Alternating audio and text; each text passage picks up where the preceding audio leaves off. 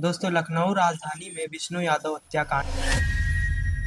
दोस्तों, ये सिर्फ मर्डर नहीं था, ये रिश्तों का कत्ल था, भरोसे का खून था और इंसानियत की मौत थी। अब आप सोचिए दोस्तों, एक पत्नी जो अपने पति को अपनी आंखों के सामने खो दे और कुछ कर भी ना पाए। जब साक्षी सिंह के पति विष्णु यादव को उसकी ही आंखों के सामने मार दिया गया, विष्णु यादव की पोस्टमार्टम रिपोर्ट में चौंका देने वाला खुलासा हुआ। लेकिन उससे पहले जरूरी है आप पूरे मामले को शुरुआत से समझिए। दरअसल उत्तर प्रदेश की राजधानी लखनऊ से आई ये खबर सिर्फ खबर नहीं है, इस खबर ने हर एक इंसान को अंदर तक हिला कर रख दिया। 17 मार्च जो सिर्फ एक तारीख थी, लेकिन दोस्तों एक घर के अंदर सब कुछ बदलने वाला था। लव मैरिज के बाद पहली बार विष्णु यादव अपनी ससुराल जा रहे थे। सोचिए दोस्तों, उस मोमेंट पे वो ये सोच कर गया होगा कि अब सब कुछ ठीक हो जाएगा। उसने सोचा होगा शायद इतने सालों बाद परिवार उसे स्वीकार कर लेगा। लेकिन दोस्तों जो हुआ वो किसी ने सोचा नहीं था और यही उम्मीद लेकर वो अपने ससुराल पहुंच जाता है। लेकिन कुछ देर बाद पुलिस को फोन मिलाया जाता है, पुलिस वहां पहुंचती है। लेकिन दोस्तों चौंका देने वाली बात तो ये थी, दरवाजे पे खड़ा था तीरथ राज सिंह, जो पुलिस को अंदर जाने से रोक रहा था। वो पुलिस से कहता है, साहब आपसी मामला है, कुछ बड़ा नहीं है। अब दोस्तों जरा ध्यान दीजिए, अगर कुछ बड़ा नहीं था तो दरवाजा खोलने में इतनी हिचकिचाहट क्यों? पुलिस को शक होता है और फिर पुलिस जिद करके अंदर पहुंच जाती है। और फिर जो अंदर दिखा वो सिर्फ एक सीन नहीं था, वो दोस्तों एक सच्चाई थी जो रोंगटे खड़े कर दे। जमीन पर पड़ा था विष्णु यादव का शव, बुरी हालत में, चारों तरफ खून फैला हुआ था। वहीं साक्षी सिंह बिलक बिलक कर रो रही थी, चिल्ला रही थी अपने ही पिता, अपनी ही बहन, अपनी ही मां पर पति की हत्या का आरोप लगा रही थी। दोस्तों पुलिस सबको पोस्टमार्टम के लिए भेज देती है। अब पोस्टमार्टम रिपोर्ट सामने आती है, फिर दोस्तों सच्चाई और भी डरावनी हो जाती है। लकड़ी के पटरों से लोहे की सरिया से बार बार वार किया गया था। शरीर में कुल 20 चोटें और उनमें से 16 चोटें सिर्फ सर पर।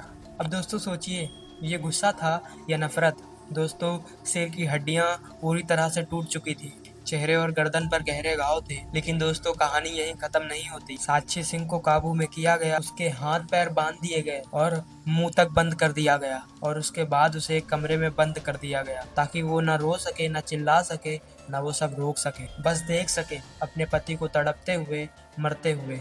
पुलिस के मुताबिक आरोपी पिता, माँ के सहित 4 बहनों ने मिलकर विष्णु यादव पर ताबड़तोड़ वार की। अब दोस्तों सवाल ये है, आखिर ऐसा क्यों? जवाब छुपा है इसी रिश्ते की शुरुआत में।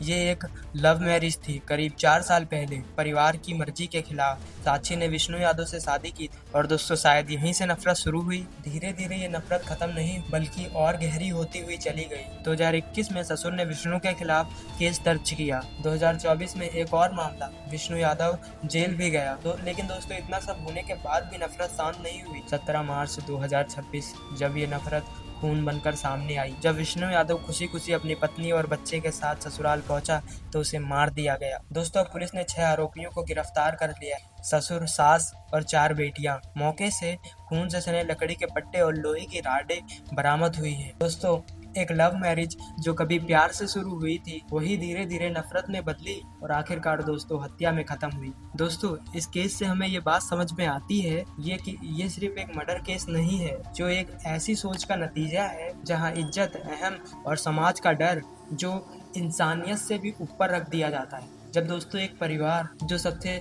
सुरक्षित जगह होनी चाहिए वही सबसे खतरनाक बन जाए तो दोस्तों सवाल सिर्फ अपराध का नहीं होता, सवाल बन जाता है हमारी समाज की सोच का। यहाँ दोस्तों एक इंसान की जान गई, लेकिन उसके साथ ही एक पत्नी का भरोसा टूटा, एक बच्चे का भविष्य बदल गया और दोस्तों एक परिवार हमेशा के लिए बिखर गया।